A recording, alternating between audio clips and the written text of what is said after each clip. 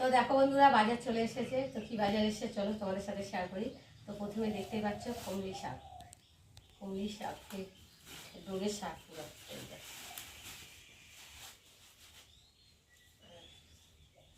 টাটকা শাক, কমলি শাক।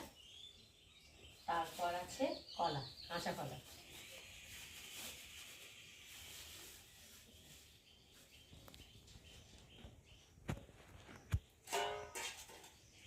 তারপর আছে গাঠি কচু। গাঠি কচু দম খেতে যা লাগে না, আমার তো খুব ভালো লাগে গাঠি কচু। তারপর আছে গন্ধরাজ লেবু। কি সুন্দর গন্ধ বেরোচ্ছে, দুটো গন্ধরাজ লেবু। তারপর আছে একটা ধনে পাতা। তারপর আছে টমেটো। তারপর আছে এখানটায় আদা আর হচ্ছে পেঁয়াজ।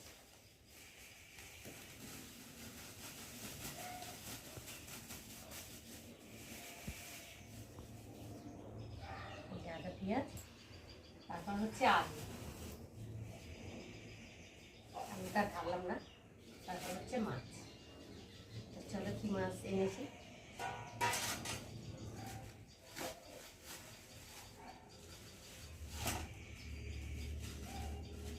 কাটা পোনা।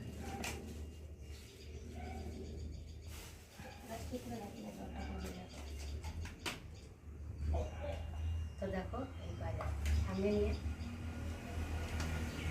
তো দেখো এটা নিয়েছি রুই মাছ, লেজা থেকে হাফটা নিয়েছি। আর বাজার হচ্ছে কচু আর গন্ধরাজ লেবু, কাঁচা কলা, কমলি শাক, আলু। তারপরে কাটা আছে পেঁয়াজ, আদা আরও আছে। দাদা বের করে দিই। এই যে এর মধ্যে রয়েছে এখন বিট।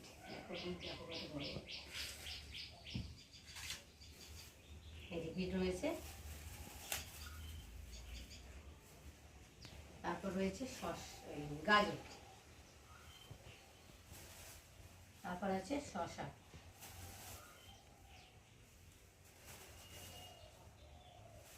গাজর আর এখানটা রয়েছে কাঁচা লঙ্কা। দেখো গরিবের অল্প স্বল্প বাজার কেমন হয়েছে তোমরা কিন্তু অবশ্যই। তো দেখো বন্ধুরা, কাটাকুটি করে চলে এলাম, ভাত বসিয়েছি, ওদিকে ভাত হচ্ছে। আর এখানটা এই যে মাছ ভাজা করে নিয়েছি আর কড়াতে এখন তেল দিয়েছি, মাছের ঝোলটা বসাবো। তো দেখো তেলটা গরম হয়ে গেছে আর এখন আমি জিরে ফোড়ন দিয়ে দেবো। জিরেটা একটু ভেজে নেব। যা হাওয়া ছেড়েছে না। দেখো জিরেটা ভাজা হয়ে গেছে আর এখন এই যে কেটে রাখা আলুগুলোকে দিয়ে প্রথমে ভেজে নেব।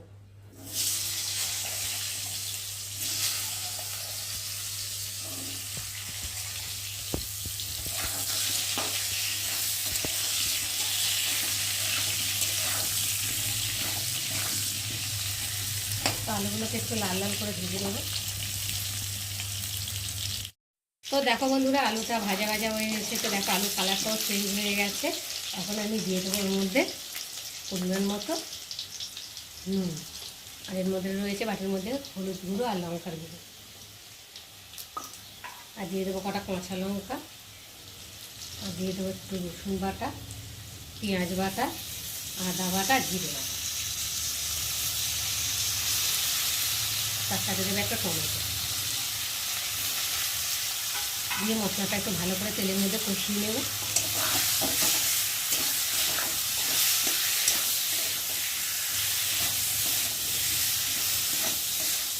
যতক্ষণ না মশলার একটা কাঁচা গন্ধ যাবে ততক্ষণ কষাতেই থাকবে। আর কষাতে কষাতে মশলাটাও কষানো হয়ে যাবে আর মশলা থেকে দারুণ একটা গন্ধ ছাড়বে। চলো মশলাটা একটু ভালো করে কষিয়ে নিই, যেটা কষাবে তত টেস্টি হবে। তো দেখো বন্ধুরা, মশলাটা ভালোভাবে কষিয়ে নিয়েছি আর মশলা থেকে গন্ধও ছেড়ে দিয়েছে আর তেলও ছেড়ে দিয়েছে।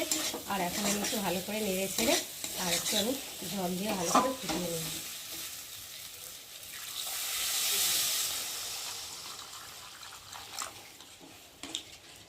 ভালো করে নেড়ে দেবো।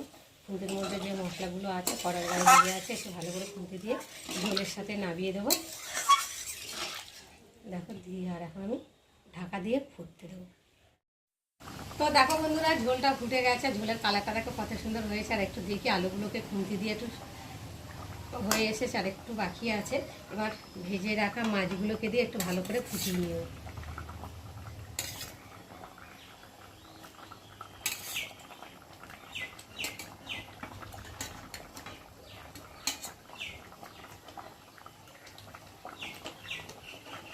আর একটা মাছ ভাজা রাখলাম, তোমাদের দাদাভাই তোমার ঝোলের মাছ খেতে যায় না, তার জন্যে। আর এখন এই যে উপর দিয়ে ধনে পাতা ছড়িয়ে দেবো,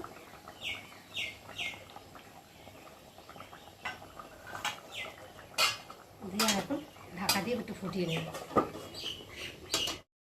তো বন্ধুরা চলো এবার ঢাকাটাকে খুলে দেখি। তো দেখো ঝোলটা অনেকটাই শুকিয়ে গেছে, বেশ গাঢ় গাঢ় মতো হয়েছে। আর আলুগুলোকে দেখি, হ্যাঁ আলুগুলো তো একদম সেদ্ধ হয়ে গেছে। তো বন্ধুরা আজকে আমার এই রুই মাছের ঝোলের রেসিপি কেমন লাগলো তোমরা কিন্তু অবশ্যই কমেন্ট করবে। আর ভালো লাগলে লাইক কমেন্ট শেয়ার করো। আর আমার চ্যানেলে যদি নতুন হয়ে থাকো চ্যানেলটাকে সাবস্ক্রাইব করো। চলো তোমাদের সঙ্গে আবার দেখা হবে পরের ব্লগে, ততক্ষণ তোমরা তোমাদের খেয়াল রাখো। তোমরা আমার চ্যানেলটাকে সাবস্ক্রাইব করতে থাকো, আর আমি এদিকে তরকারিটাকে ঢালতে থাকি।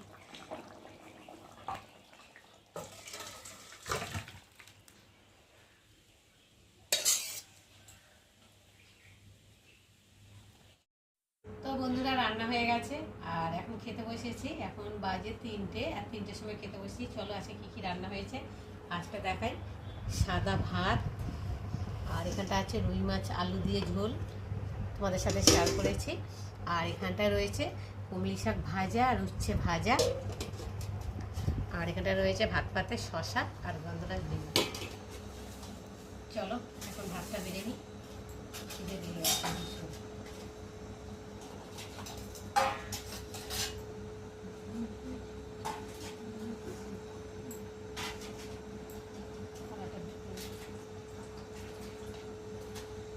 আমার মেয়েকে থালা আনতে বলেছি, একটা থালা নিয়ে এসেছি।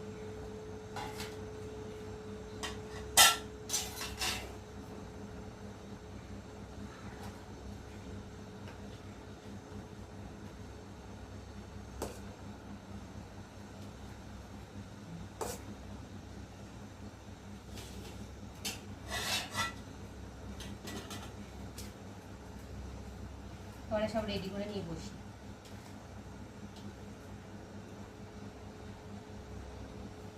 কুমড়ি শাক তো ভাজা আমার তো খুব ভালো লাগে, আরও ঝোল করলে চিংড়ি মাছ দিয়ে। আর কুমড়ি শাকই, সব রকম শাক আমার খেতে ভালো লাগে, শাকটাই এবার বেশি প্রিয়। এই যে শশা নিয়ে নিলাম, আর সাথে রয়েছে গন্ধরাজ লেবু।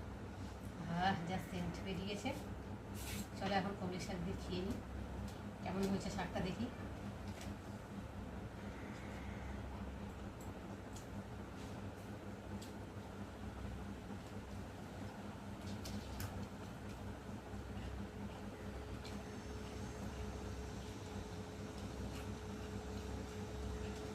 আগে তুই তো খায়, তারপর শাক খায়, আমি উল্টোটা আগে শাক খাচ্ছি।